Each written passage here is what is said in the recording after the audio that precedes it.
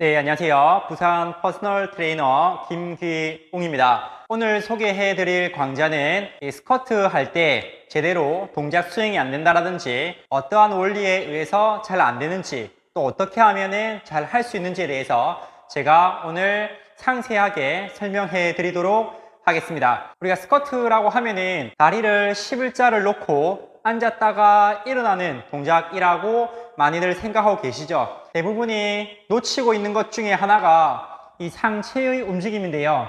다리만 대부분 신경 쓰다 보면 이 상체를 어떻게 활용해야 될지에 대해서 놓치고 계시는 분들이 있어요. 제가 오늘 중점적으로 설명드릴 부분은 이 하체도 중요하지만 이 상체를 어떻게 사용하느냐에 따라서 이 상체의 안정감과 발을 짊어지고 스쿼트를 했을 때 훨씬 더 안정감 있게 스쿼트를 할 수 있느냐에 대해서 말씀을 드릴 거예요. 자, 발을 이렇게 짊어졌을 때 그냥 발을 올려놓고 팔에 힘이 없는 게 아니라 손목과 손등 일직선을 만들어 놓으시고요. 날개뼈를 최대한 서로 안쪽으로 모아준다라고 생각을 하셔야 돼요. 그렇게 하고 앉았다가 일어나는 동작이 되어야 되는데 보통은 손목이 이런 식으로 꺾여 있다라든지 팔에 힘이 없어서 손목이 제대로 힘을 못 주는 상황이 발생하는 경우가 많이 있어요. 자, 그래서 팔 위치를 잘 보시면 이런 식으로 가슴을 들려 있고 팔꿈치를 뒤에서 안쪽으로 모으는 느낌으로 대주셔야지 상체가 제대로 된 힘을 발휘할 수 있는 포지션이 될 수 있다고 볼 수 있어요.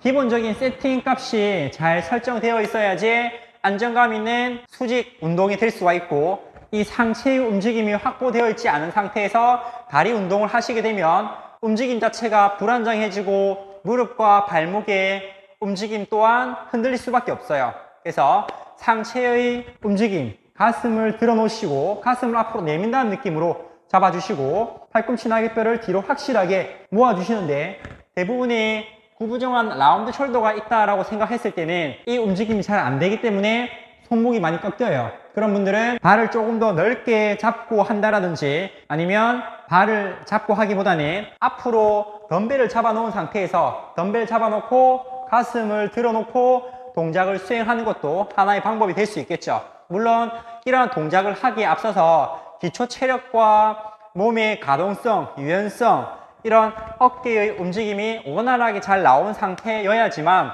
이러한 기본적인 스쿼트도 잘 할 수 있다는 것을 꼭 염두해 주시길 바랍니다. 자, 그리고 나서 이 하체의 움직임을 한번 보여드릴 텐데, 우리가 발을 짊어지고 이런 풀 스쿼트 동작을 했을 때 허벅지는 바닥과 평행을 만들어 주셔야 되고요.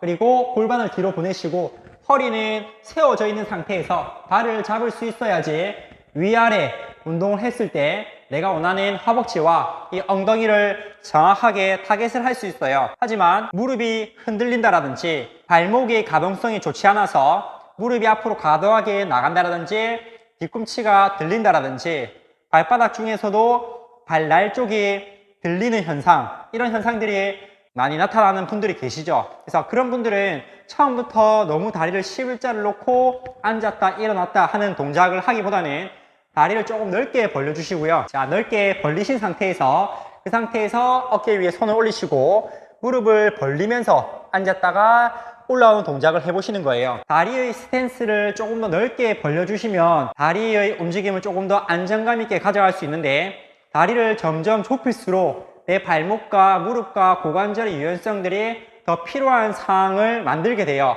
그렇기 때문에 스쿼트 동작이 잘 안 된다라고 했을 때는 발끝을 넓게 벌려주시고 엉덩이를 뒤로 보내면서 이렇게 힙을 뒤로 보내서 뒤에 의자가 있다 생각하시면서 골반을 뒤로 많이 보냈다가 올라올 수 있도록 이런 동작을 해주시는 거죠. 그리고 나서 허벅지에 온전히 힘을 주기 위해서는 무릎 관절을 탕 펴는 게 아니라 허벅지가 바닥과 평행을 유지한 상태에서 유지했다가 올라올 때 이까지 올라오는 게 아니라 골반을 뒤로 보냈다가 이 정도만 허벅지에 지속적인 긴장이 들어간다라는 느낌으로 하프 스쿼트 정도로 해주시는 걸 추천을 드려요. 이러한 것들이 잘 되고 나서 나중에 풀로 앉았다가 올라오는 동작을 하시게 되면 조금 더 허벅지에 힘 전달을 잘 할 수 있는 혈액을 공급을 잘 할 수 있는 그런 몸의 기능적인 상태가 될 수 있어요.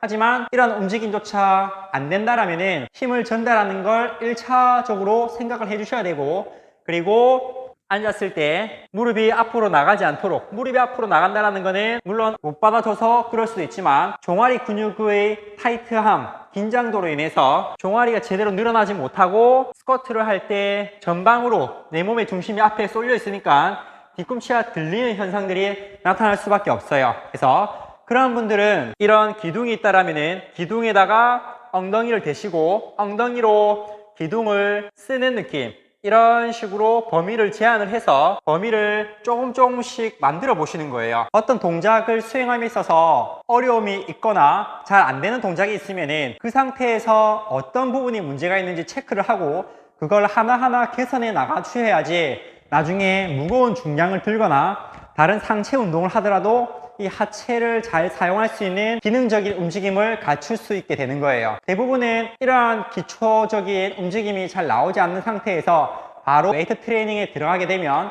부상의 위험이라든지 동작이 잘 나오지 않으니까 내가 열심히 해도 시간이 지날수록 부상의 위험으로부터 노출될 수밖에 없는 거라고 보시면 되거든요. 그래서 항상 안전하게 운동을 하는 게 제일 중요하니까 여러분들이 운동을 할 때 어떠한 문제점들이 있으면은 그 구간에서 점차적으로 단계별로 개선해 나갈 수 있는 방법들에 대해서 고민을 해 주셔야 돼요. 이 운동을 하는 분들이 보통은 별 생각 없이 무조건 열심히만 하면 되겠지, 이런 생각을 가지고 시간과 노력을 많이 투자하는데, 보통 그렇게 배우지 않고 노력한 분들을 보게 되면 시간이 지날수록 몸의 어떤 통증이라든지 근골격계 질환을 가지고 있는 분들이 굉장히 많이 봐왔어요. 그래서 여러분들이 아프지 않고 운동을 하기 위해서는 누구나 다 이렇게 한다고 해서 그게 정답이 아니라 내 몸에 맞는 단계별 운동을 찾아서 단계적인 움직임을 만들어 나가신다면 훨씬 더 안전하고